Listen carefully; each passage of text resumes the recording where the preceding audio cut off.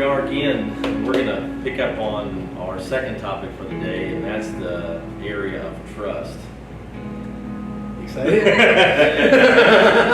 Everybody's like, oh no, here we go. We all heard you pucker up. We just finished up on honor, and this whole identity series has really brought up so many things. I think for me, every time I talk to people about trust, they're like, I don't even trust you now. Because it really does. It hits something in people. It does. Where, and it's intended to, I think, hit areas that we've been wounded in. And how do you continue to trust somebody that's wounded you? How do you continue to, honor them when they've betrayed you? How do you continue to do these things when you've been wounded over and over and over again? I think it's really important that you all know that as we get into this subject, that we get it. We understand how hard it is, okay? So when we talk about trust in the way we're going to share stories and examples, I feel like it's really important that you all know we've been burned. We've been hurt. This is not easy for us either. So this is something we're all in together, okay? So please don't hear what we're going to teach you as, oh yeah, it's a piece of cake, we got this. No, we are with you in this, okay? I think Paul talks a lot about this is a struggle. This is an ongoing work of the Lord in us. And we're talking to you from our ongoing work. It's by no means finished in us yet. So I think it's important that you guys know we're with you in it. I think for me, to start out on the issue of trust, is I always have to reference back to, we talk about original identity, original sin, and I would even classify this as original trust. Who trusted us first? And for me, I will look at it as, I think the greatest level of trust that we've received from anybody is from the Father himself. When he says, I give you my Spirit, the Holy Spirit literally is the Spirit of the Father. And he entrusted us inside us. He put his Spirit inside us. He put the kingdom. Everything that's in him is now in us. And we didn't do anything to deserve it. Matter of fact, we did a lot of stuff that we shouldn't have done. And he still gave it to us anyway. Yeah. All this junk that we've done in our lives, he goes, you know what? It's okay. I still trust you. And I'm going to give you my most precious thing, which is my Spirit. I actually think that is a sign for me that he recognizes, okay, if they're ever going to walk like they're really supposed to walk, they're going to need my Spirit. Right. So I'm going to entrust this to them when they're acting like technically they don't deserve it, Right. so that they can eventually walk in a way where they do. That's trust for me. I'm going to give them what they really shouldn't have yet in our natural minds, so they can eventually walk in a way that they can have what I've already given them. Like, you go back to the original idea, and I just thought of this as you were saying it. He creates this beautiful thing. As far as we know, based upon Scripture, it's the most beautiful thing he creates. Eden, the earth, heaven, and all of this beautiful stuff. And then he creates man. And he says, there you go.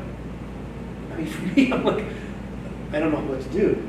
I'll walk with you.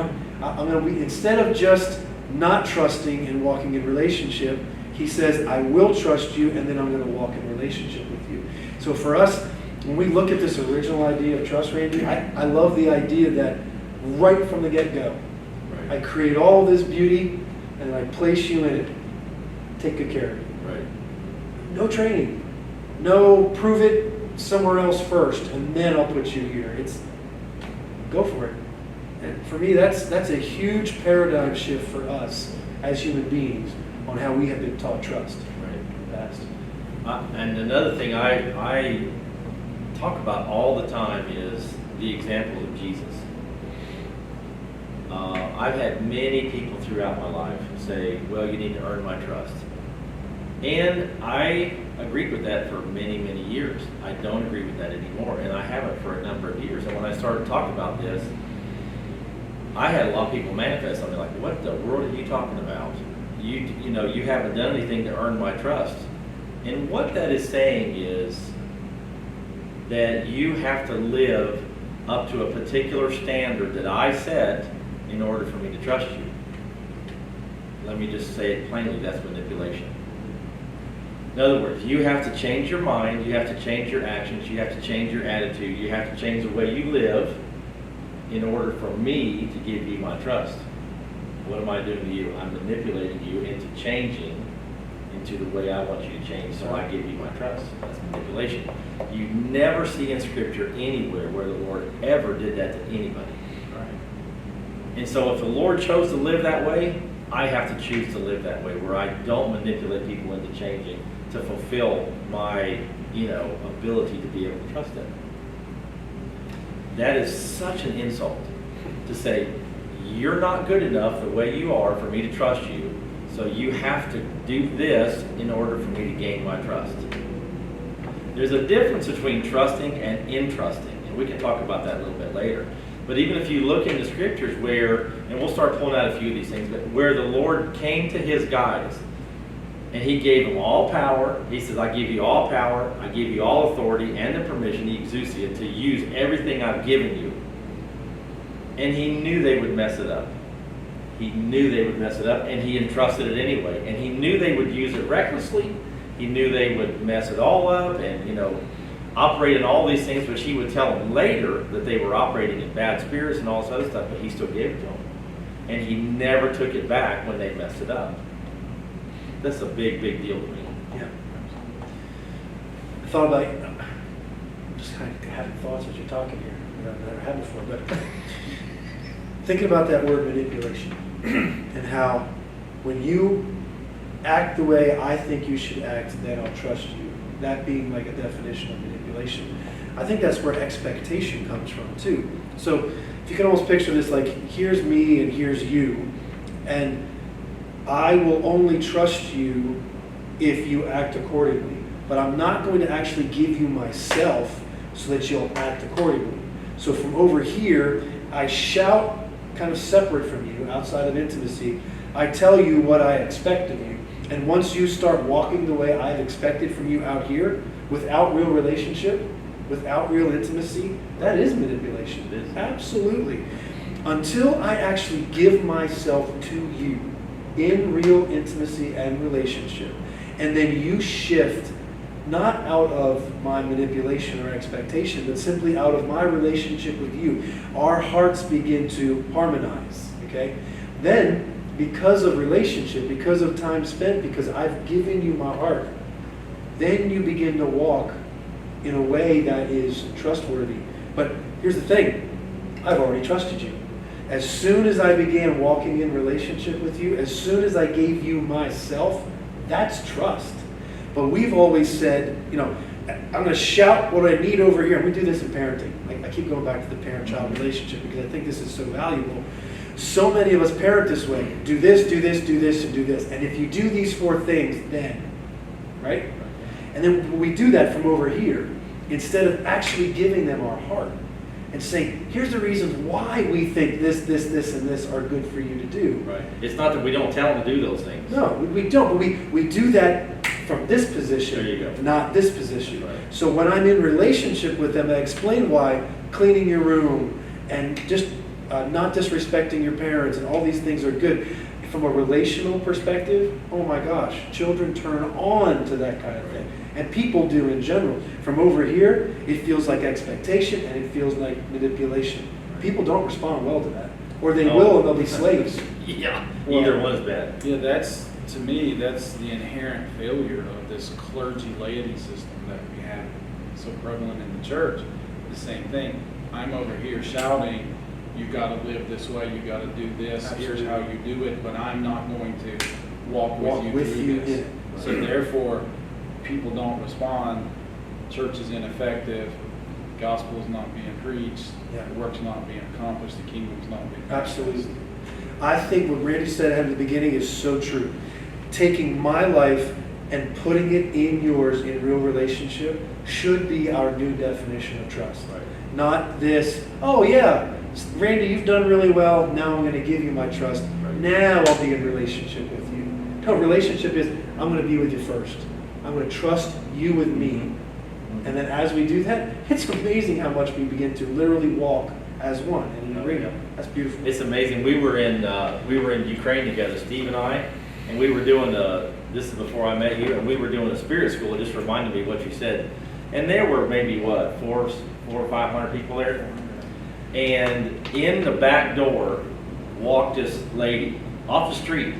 She could feel the anointing and the love in the room. And she was drunk as a skunk, walking down the street and felt it. Came in the back room and came up the side. You were there, remember that? Yeah. And she came walking down the side, and you could smell her 20 feet away. We're like, dang, man, she just really put one on, you know. And all of a sudden, she came walking up to me, and I put the microphone in her face. Pastors, everybody, all of us, and they were flipping out. Because I chose to see inside this woman the hunger of what she just wanted to pour out. And she wasn't a believer, drunk as a skunk. And she started, and it was so funny. We have pictures, and I had my arm around her, just loving her. And everybody in the audience like, what in the world is he doing? I literally trusted her. I'd never met her, and I knew it would be okay. I put the microphone in her mouth, and she started saying things. People started crying. And the love that came out of that woman really touched the people and touched me in that room. Instead of like, no, you can't take this microphone. You're not qualified to, like we say, minister. Well, she wasn't actually what we would classify as ministering. She was pouring out, and it wasn't perfect. It was kind of, you know, broken and everything else. But she was so hungry just to be in that. She's like, I could feel what was going on in that room, and I just wanted to come be a part of it. And had no idea who we were and what we were doing in that classroom. Yeah. It's crazy. This whole thing that you're talking about really goes back to the last series we just did on honor and that treasure in the field, seeing that treasure, because you don't do this with someone unless you see that treasure. Treasure. And you're like, yeah, it's worth it. I'm going to go ahead That's and it. give myself first. Yeah. Then we'll walk it out. Yeah. Just Yeah. like with this lady, I don't know who you are, but I see there's something in you. Let me just go ahead and pull you up here. We'll see what happens. Yep. And not being afraid. You know, one thing too is, if you look at what Jesus did, how close he was to all his guys, he knew in advance they would all betray him. They would all walk away from him. I think he knew when he chose them what they were going to do. Even with Thomas, even with all of the ones that walked away, he knew in advance that he still loved them, still trusted them. Like what he said with Peter, you're going to deny me? And Peter's like, no. I'm cool, I love you, and I'll never do this. And he goes, when you return, encourage your brothers. So even the lifestyle of Jesus, I think we have to live that way. Even though I know you're going to betray me, I'm still going to place my trust in you. Well, that's the same Peter that previously he looks at him and he said, on this rock I'll build my church. Before Knowing he said, everything. knowing he's going to do this, and he's eventually going to have to tell him that. He already put his trust in it. Right. I'm going to build my church on this revelation That you brought forth. that you brought. And I think that even the most important part of that whole thing is he never withdrew his trust. Yeah. Even in the betrayal. And he came back to them because he loved them and trusted him, not to fix them. After he died, after he rose from the dead, he came back to them out of relationship and trust for them. Not like, hey, what are you bunch of knotheads doing? He loved them enough and just kept on trusting him. It's like, it's going to be okay, guys. Yep. You know, that's like the abbreviated version. It really is. I think he learned it from his father. I think Jesus learned how to trust like that from his father. When the angels declared that Jesus was born, he says, unto you a son is given. I tell you what, I am like knocked out by that level of intimate trust of a people. I mean, the majority, like 99.9%, weren't even looking for this, asking for this. A few were in the temple believing for this. And he says, I am giving my son to you. Mm-hmm. He knows what's going to happen. I'm entrusting Yes. you with my son, Yep. knowing what you're going to do. What you're going to do to him. But I'm Yeah, going to trust exactly. you with the greatest gift ever given. Yep. Right. Pretty powerful. And That's big trust. That's big trust. And I think back to your point about the treasure on the inside of us, it's almost as if I give you my son, even though you're going to decimate him and humiliate him and not see his value, it's worth it to us because it's going to reveal your value. Yeah. So true. Oh my goodness. When you think of trust in that way, now you're valuing who you're trusting more than the thing they might break. And I can't think of a better way to walk as the Lord, as a son of the Father, than that. It's beautiful. You want to read that one scripture you brought up? Sure. About that. So just some practical examples of watching Jesus in the scriptures trust is in Luke 9 and then in Luke 10. I'll just start reading in Luke 9 verse 1. It says, He called the 12 together and gave them power and authority over all the demons and to heal diseases. And He sent them out to proclaim the kingdom of God and to perform healing. And He said to them, He talks about taking on their journey, don't take a staff or a bag or anything like that. And then it says that they went out and they went to all the villages preaching the gospel and healing everywhere.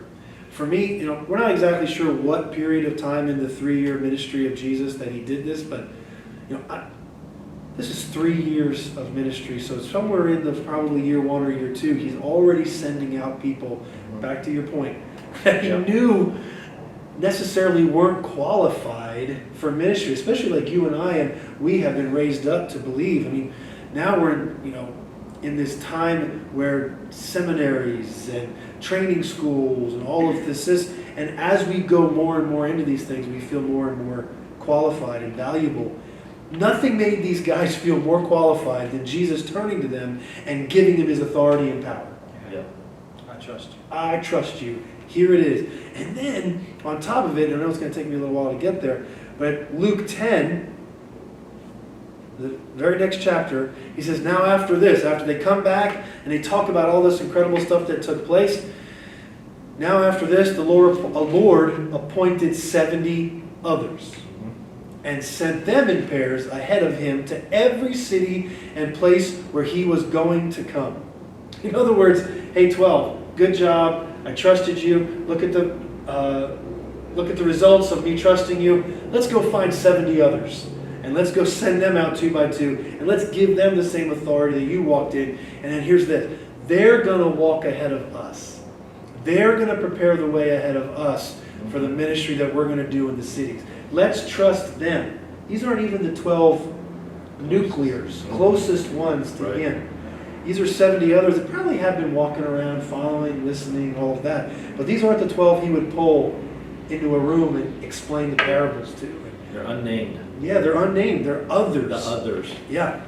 We're the others. Yep. They're actually going to represent me Before I get where I'm going. Before they even know who I am. Exactly. They're going to be the first impression Yeah.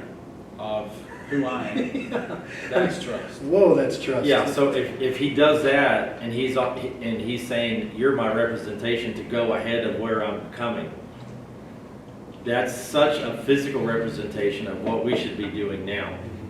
We should display that same level of trust to say, you're going ahead to show everybody else that the Lord is coming. It's not that, I'm not talking about the end of time. I'm like, no, this is the revelation of the Lord coming to the level of trust that we just gave you. He did it to us. We're doing it to you. You do it to others. You do it to others. And it just keeps perpetuating and said, I don't know if I quite trust you or not. Can you handle the level of, authority that I've given you? How are you going to steward? This is the big thing. How are you going to steward what I've given you? Yep. And then, we'll, again, use that level of manipulation to say, you're not quite ready Absolutely. yet. Yeah. That's It manipulation. really is. The only way I've ever watched anyone earn trust is because someone trusted them. Somewhere along the line, somebody else trusted them when I didn't. And they proved that they were trustworthy because somebody else's trust. Okay? So even if I say to you, Steve, Steve, I don't trust you yet, but if you do earn my trust later, it's because someone else trusted you and you walked well and stewarded well what somebody else gave you. Right. The classic example for me is every time I taught one of my girls to drive. Like, I put them in a car that I bought that I'm going to have to fix if they mess it up. And on top of that, let's not even talk about the car. Let's talk about me. I am sitting in the passenger seat of a car that I own, that I paid for, that I'm going to have to fix, and they're in control. And I have no control. At least those driver's ed teachers have another brake and even sometimes a wheel. I've got nothing. Yeah, but sometimes we're stomping that floor. Yeah, we are. Hoping there's a break there. I'm pushing a hole right through that floorboard. But that's trust. Yeah. And we don't think about that in those terms because at some point in time they're going to have to learn to drive. But how many other areas of our lives could we give our car and then not just say, okay, go see how it goes? No, I'm going to sit in the seat with you. And for me, that's a picture of the Lord. Yeah. He gives us our life. He gives us the earth. He gives us our relationships. And he says, go for it. And I'm going to be with you in it. Yeah. And I'm actually going to walk with you. I'm not going to tell you what to do all the time. I'm not going to make you do the right things. I'm going to sit with you. And if you ask, hey, do I turn left here? Do I turn right here? I'll give you my advice. I'll give you what I think you should do in certain situations. But I'm going to be with you in this. And for me, I'm not sure if you guys want to talk about this at this point, but for me, that's what I love about the Lord. He trusted me enough that he's even going to walk with me as I carried what he asked me to steward. Like he's going to walk with me in it. He's going to say, I want to be with you in this. I'm not going to leave you alone. I'm not going to make you an orphan that you got to figure out how to steward this on your own. I'm actually going to give you my heart. And if you access it, you will be amazed at how well you steward the life and the relationships I'm giving you. Yeah, and the more he trusts us, or even the more we trust one another, we want to steward better. Well, yep. We want to steward well because we have received that trust. Absolutely. And when we don't steward well, and the trust is continually given to us, we're like, I just don't understand why he would still trust me when I really messed this situation up. And then we go, you know what? I'm going to do better the next time. It's like our lives. Otherwise, we're back down to zero or even less than zero. For me, if I have to earn somebody's trust and then it is given, I'll go as far as to say it's not trust. Because that can be lost. Absolutely. Because if I fall and I stop doing that everything that brought me to the place where they trusted me, that's not really trust. It's not real trust. Now it's performance to get trust. Has anybody ever discovered, at least in my life, if I have to perform to get somebody's trust, there's an immediate pressure that's associated with that. And you can't be You yourself. can't be yourself. Exactly. So the very thing that they're waiting to trust you with, you're not performing well because the atmosphere that you need to walk trustworthy is not available. Right. It's not pressure. It's not expectation and manipulation like you're saying. It's actual loving relationship that causes me to walk in such a way that I can steward better what I'm carrying. Very few people perform well under pressure. That's because they can't be themselves while they're walking that way. Right. Yeah. I mean, even practically in our gatherings for Koinonia or wherever we are, my belief in how I've chosen to live my life out the last number of years is to not just trust, but also entrust everything to other people. Like our young people overseas. I remember the first time when we appointed the core and all that stuff and started raising them up, and we gave them basically everything, all the administrative stuff, all the spiritual decisions, the direction and everything, and they didn't know what to do with it. And then I would hear things from the Lord in even one of our gatherings, and I'd walk up to one of them and go, hey, what do you think about this? And they'd be like, what are you asking me for? Like, I gave it all to you, so I trust you with the decision. I'm not going to make the decision for you. I trust you to make the decision. I'm just asking you what you think about this. And they're like, sure. And it was just so easy. It's like I remember one time, one of our guys, I won't mention who it was because he might be watching, he got the microphone and he just completely blew it. It was just like it was worse than a mic drop moment, He might as well have been. He dropped everything else. And the meeting just was a flop. And the next meeting, I gave him the mic back again. I said, go for it. He looked at me like, I can't believe what you just did. And I said out of my mouth, I trust you. He's like, he just walked away shaking his head. And he blew it out of the park the next one. It was because I decided to continue to trust him and not take it back from him because he messed everything up. Absolutely. Like, I will blow all kinds of stuff like that just so you realize how much I love and trust you. Right there, guys. If we get this shift in thinking, everything begins to change in our relationships. Because what we have done in the past is the exact opposite of that. If you mess up and blow it, then you need a season where you don't have the responsibility again. And somehow we think if you don't have the responsibility again, you're going to get better. Yeah. You're going to learn. No, it's the exact opposite. The greatest opportunity this young man had to do it right the next time was to get the microphone the next time. That's right. But we have, and if we get this, oh my goodness, I wish we could just have like this is so important. Yeah, This it is so important because this is so counterintuitive to how we have been taught to and live. If someone makes a mistake, we sit them down. Right. Yeah. If a pastor screws up, you go sit down for 6 months or a year, or you're no longer a part of this church, or go somewhere else. It's the exact opposite of how the Lord reacts with us. He actually says, do it again. Get back up on the bike. I'm going to be right here with you. And you were right there with him, right? Oh, yeah. Yeah, you were right there with him. He knew that the one who trusted him was with him. That makes all the difference for us. That really begins to build real trust. I think divine trust in us versus what I think is human, worldly trust. It's really good example. Yeah, I think a key in exactly what you're saying was what you said, because I'm with you. That's right. If people know that we're with them, then they will step out there where they're scared to death. Well, you trust me? You're going to let me go out here and do this? You know, that can be terrifying to people at times. Sure. But if I know you're with me, you're not gonna leave me out there. Right. You know, I might mess it up, but that's okay. You're still with me.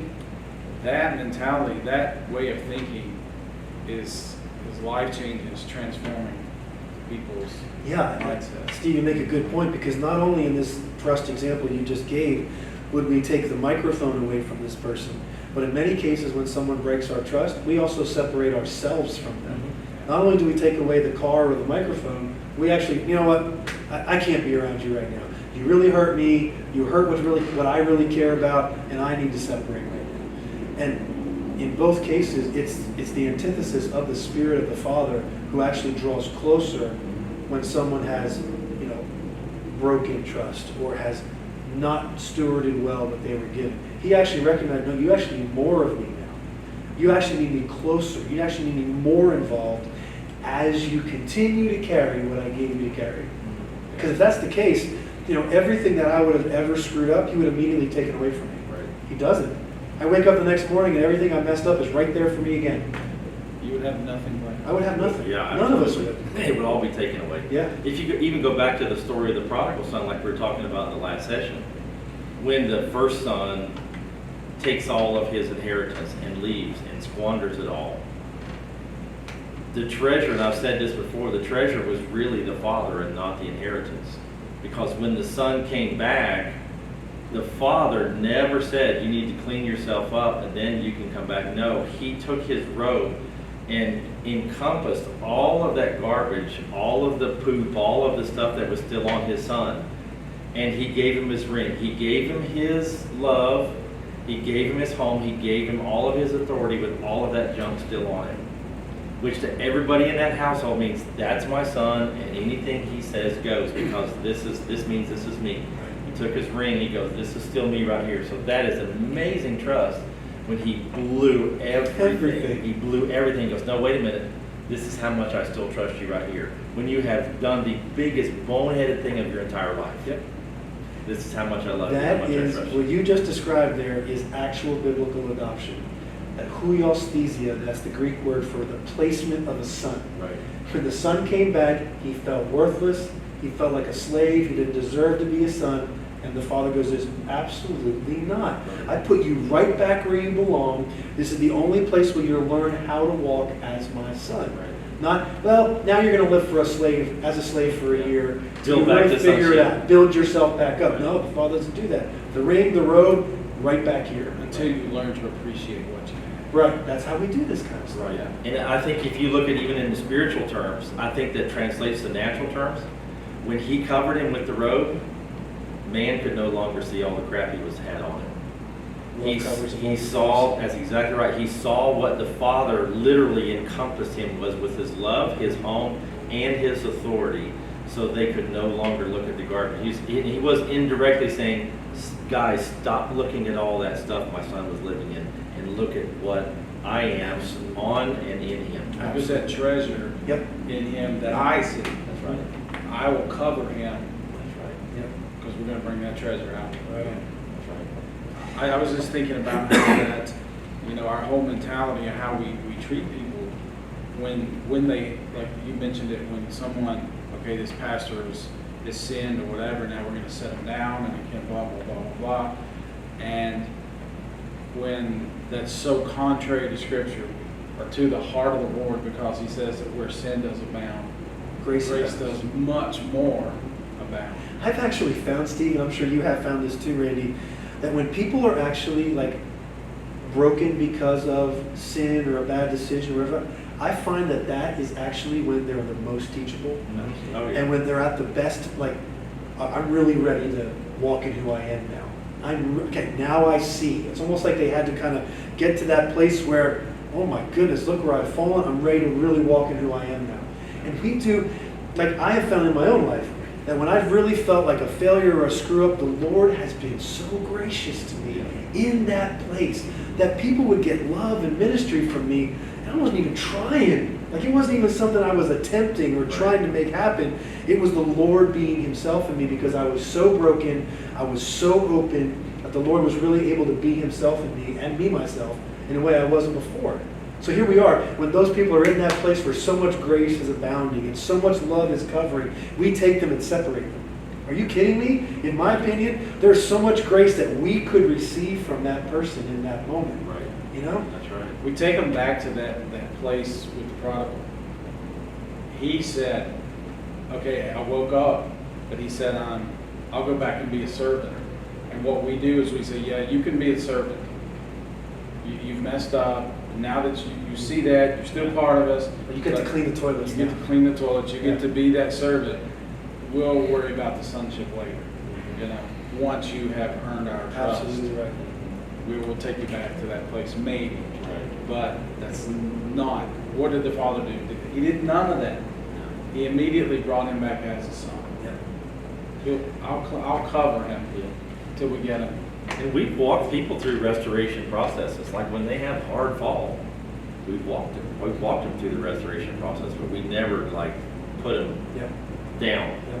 Yeah, you're going to stand right here next to me. I've done that with you. I've done that with you. Not your fault. Like you're with me in the process of restoring somebody. Absolutely. And we have to set an example. Like, okay, yeah, there's a major mess up, but you're not getting thrown away. You're not getting depreciated in value. You actually get more value, because we are now in the position where we're going to love and we're going to speak and we're going to impart all these things on an ongoing basis. Absolutely. So that you bring yourself literally back to the place where you can see yourself like we're seeing you right now. Even in this hard fall. Right. You had a major mess up in your life. It's all right. Come here. Put the robe Someone's on. got to believe in them in that That's moment. I'll give you a really quick example of something that I had to do. I had a friend who was going through a lot of stuff. I won't even say what all it was, but he was really, really going through some stuff. And he was involved in ministry and was with me a lot of times doing things. And so in the midst of him going through this horrible situation and stuff in his life, we're doing this school of the Spirit. And so, he's with me, and I'm like, hey, you go. You minister to these people. And so he did, and he was powerful in ministering to people, and really from a place of complete brokenness. But he's ministering to these people. Well, and it was fine. It was there was nothing out of order. But I had people come to me later and say, how can you let him do this? Don't you know he's going through this and this? And they weren't even against him, but they were just saying, this is an opportunity for him to minister out of some hurt or some wounding and all this stuff. And my only response to them was, so do I throw him away?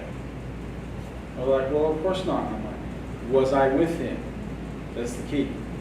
I allowed him to do that because I'm right there with him I'm walking with him through this thing, and that's still who he is. That's still the call in his life. That's still who the Lord created him to be, and that's still in his heart to do, was to minister to other people and bring healing to them. And so the fact that I'm standing there with him should have been enough for you to accept what he said. And the ministry that probably came out of him was awesome because he was so broken. The water is pure, righteous. Now, back to your original trust. Right. I like that term, original trust. Most people, when we read the story of when Adam and Eve sinned and God removed them from the garden, what we think is that God couldn't trust them anymore with the garden. That's right. Because now they were in sin. Okay? The reality was he removed them from the garden so they wouldn't eat of the tree of life and live in that condition forever. Exactly. That's the real reason why. It was to protect them, not the garden. And then many people also think that God separated himself from Adam and Eve after he was right there with them. He was talking to them. In fact, He was the one that made the clothes, right? Exactly. Yeah. He was right there with them. He helps him name Cain. He helps him name Abel. He's there with him, talking with him, conversing with him. In fact, he made sure that Cain didn't have anyone could touch him. And God was there with them. He just needed to get them into a place now where nothing else in them could be hurt and broken, could be lasting forever in a wrong condition. So I think we just need to really shift this mentality. I'm really glad we're doing this teaching because we have this understanding that when we break, when we fall, when we don't steward well, then the automatic response of God is separation, taking things away, and somehow we think that teaches us how to carry things. It does the opposite. It actually breeds on the inside of us a distrust of ourselves. Well, if someone that I look up to, that I believe in, has taken this away from me because I've broken it, how much more should I also distrust myself? And what we do is we cycle this through the generations now, instead of recognizing that, hey, you just need more training. You don't do more training by taking it away from them and by separating yourself from them. You actually train them by walking closer with them and giving them that microphone again. I keep repeating it, but I just think it's that important for people to see that that's real, not just biblical trust, it's divine trust. I'm going to give it to you again. I'm going to walk with you in it again until you're walking just like I walk.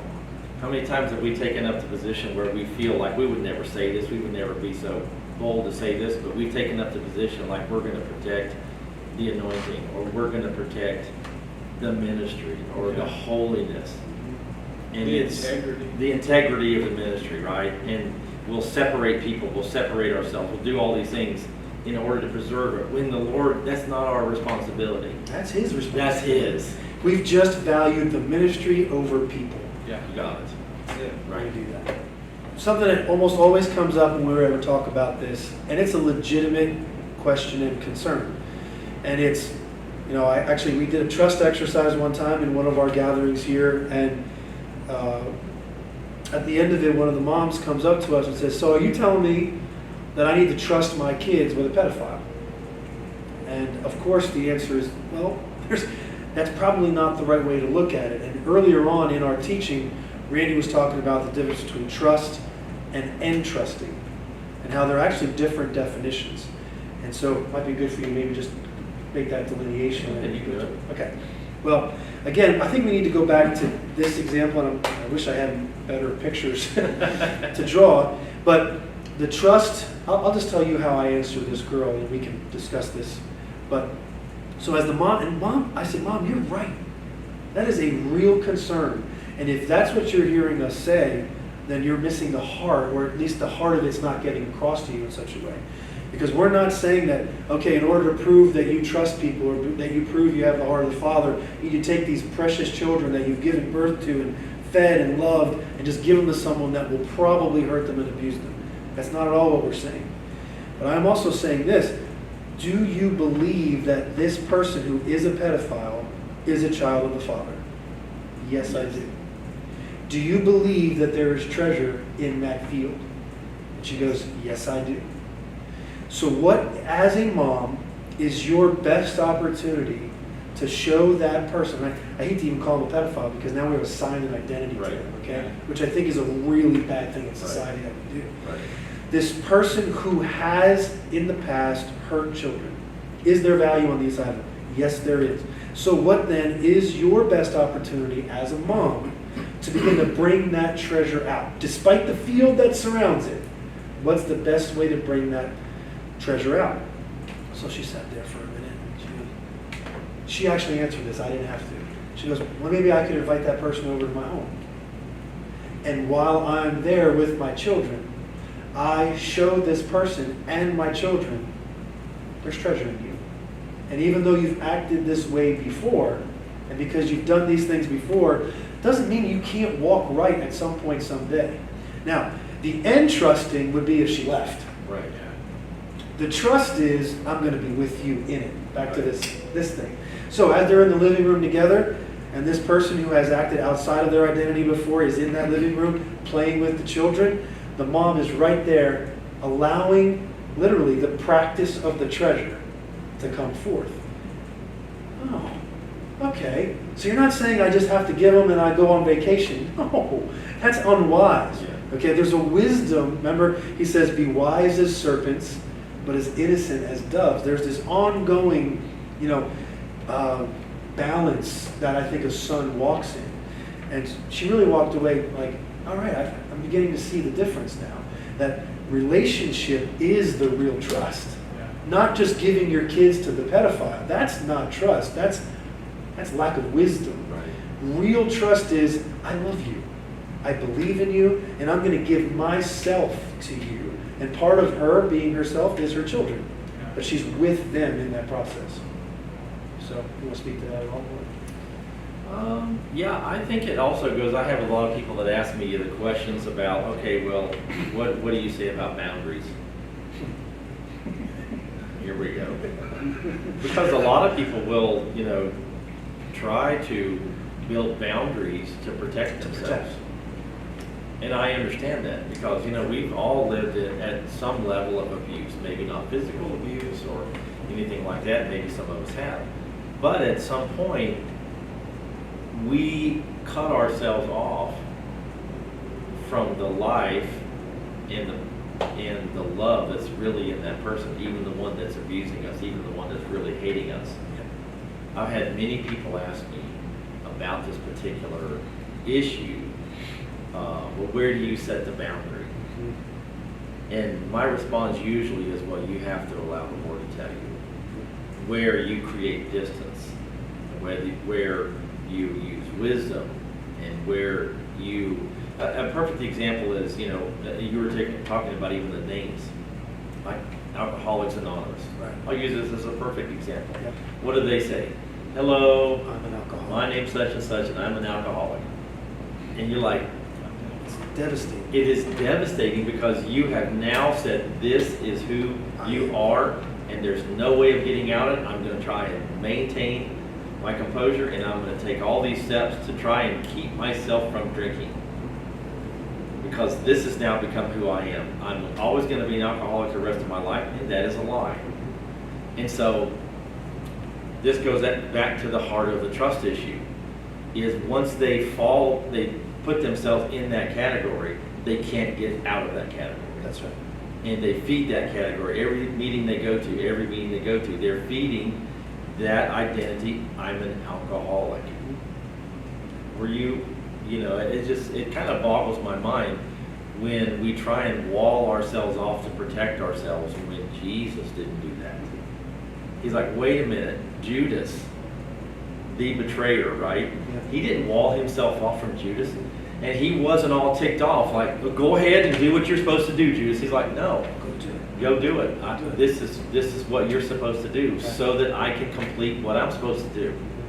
And he loved Judas so much. I think Judas went out and killed himself because he couldn't handle that love.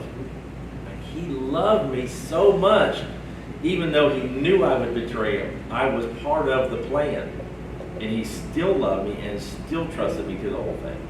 I think this is just my personal belief that he couldn't handle that love. Yep. I just can't take it anymore without killing himself. Oh my gosh, I betrayed real love. That's That's a heavy shame. It is heavy, heavy shame.